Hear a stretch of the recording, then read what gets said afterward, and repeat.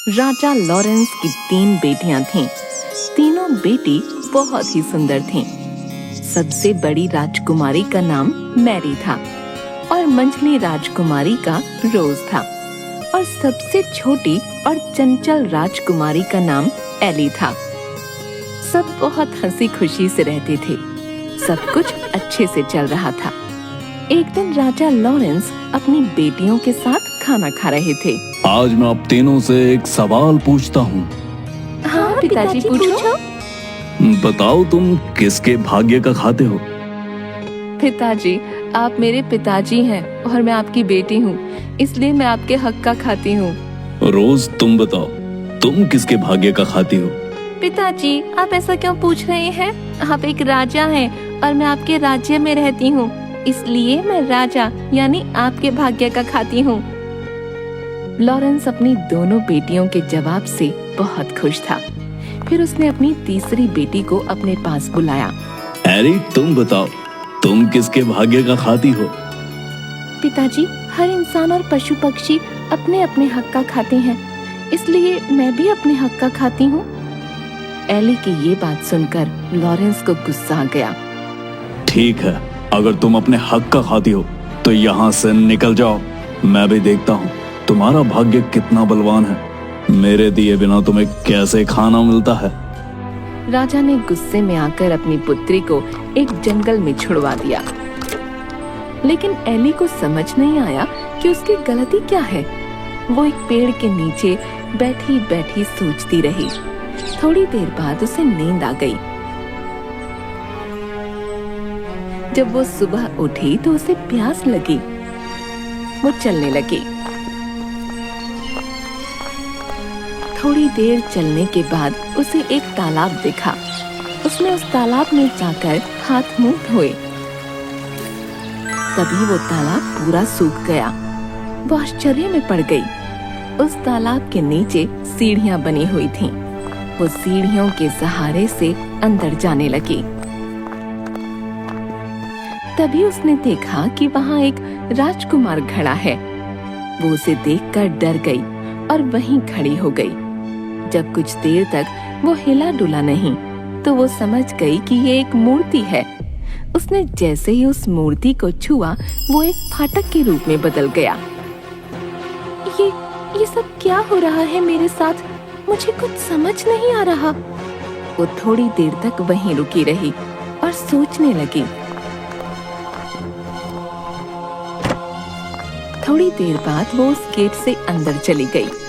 वो जैसे ही अंदर गई, उसने देखा कि वहाँ एक सुंदर सा बगीचा बना हुआ है और बगीचे में सुंदर सुंदर फूल लगे हुए हैं और उसके बीचों बीच एक पोखर है। वो पोखर के पास गई। उसने वहाँ पानी और बगीचे में गिरे हुए फल खाए और सो गई। तभी उसके सपने में एक एंजल आई। बेटी, तुम परेशान मत हो। तुम्हें मुझ पर भरोसा है ना? तो डरो मत, मैं हमेशा तुम्हारे साथ हूँ।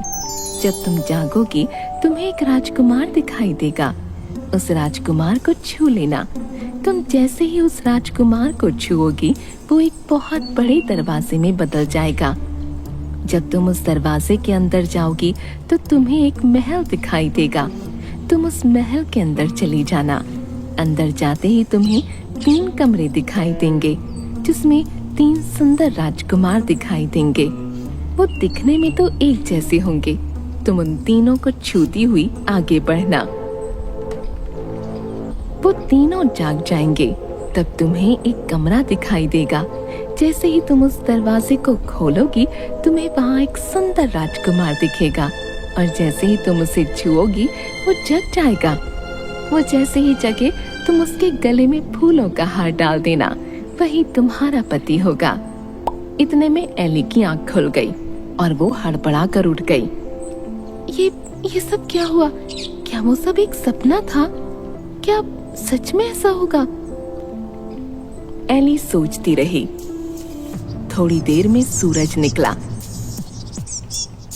उसने बगीचे से फूल उठाए और उन फूलों से हार बनाने लगी। जैसे ही वो पीछे मुड़ी, एक राजकुमार दिखाई दिया। अरे ये तो बिल्कुल वैसा ही हो रहा है जैसा कि एंजल ने सपने में कहा था। एली ने उस राजकुमार को छुआ। वो एक दरवाजे में बदल गया। वो आगे चली गई। फिर उसने महल को देखा। वो महल के अंदर गई और 3 राजकुमारों को छुआ। उसके बाद वो कमरे में गई और उसने उस राजकुमार को छुआ और उसके जागते ही उसके गले में वरमाला डाल दी। राजकुमार ने अपने गले से वरमाला निकाल उसके गले में डाल दी। महल में शहनाई की आवाज आने लगी।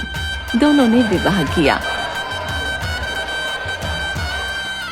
बहुत देर से एली के मन में एक बात चल रही थी। मेरे मन में बहुत देर से एक बात चल रही है, मैं आपसे पूछूं? हाँ हाँ पूछो। आप कौन हैं और वो 3 राजकुमार कौन हैं? ये क्या रहस्य है, मुझे बताइए। वो तीनों राजकुमार मेरे भाई थे। हम सबको एक महात्मा पुरुष ने शाप दिया था।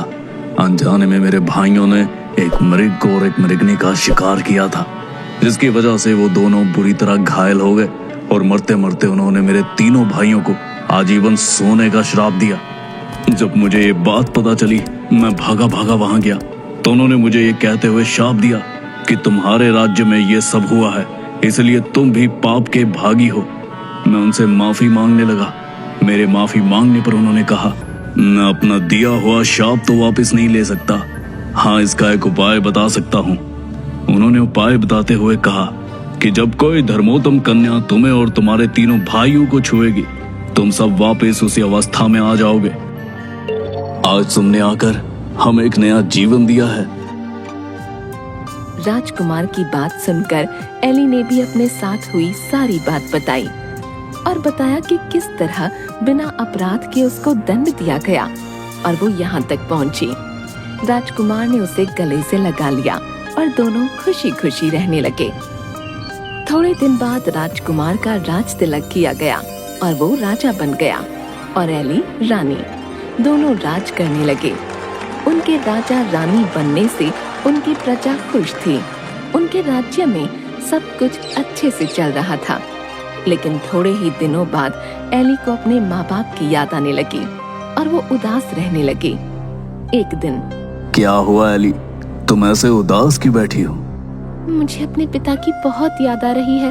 मैं उनसे मिलना चाहती हूँ। पता नहीं वो लोग कैसे हैं। मेरी बहनें, मेरी माँ, सब पता नहीं कैसे हैं। मुझे उनकी बहुत याद आ रही है। मेरे पिताजी को भी शायद अपनी गलती का एहसास हो चुका होगा। अगर ऐसा है तो चलो हम उनसे मिलने चलते हैं। तुम परेशान मत हो, हम कल ही तुम्हारे घर जाएंगे। दोनों राजसी ठाठ के साथ वहां पहुंचे। जब लॉरेंस ने देखा कि कोई राजा उनके राज्य की ओर अपनी सेना और हाथी घोड़ों के साथ आ रहा है तो वो डर गए। लेकिन वो कुछ नहीं कर सकते थे क्योंकि उनका अपना सारा खजाना खाली हो चुका था और उनके दोनों दामाद उनसे राज्य में हिस्सा मांग रहे थे। उनकी प्रजा भी दुखी थी। राजा लॉरेंस बहुत परेशान हो चुके थे। जब वो दोनों उनके सामने आए, वो एली को रानी के भेष में पहचान ही नहीं पाए। थोड़ी देर गौर से देखने के बाद उन्होंने पहचाना कि वो उनकी बेटी एली है। वो उसे देखते ही रोने लगे और अपनी गलती की माफी मांगने लगे। मुझे माफ कर दो एली, मैंने तुम्हें सच बोलने की सजा दी।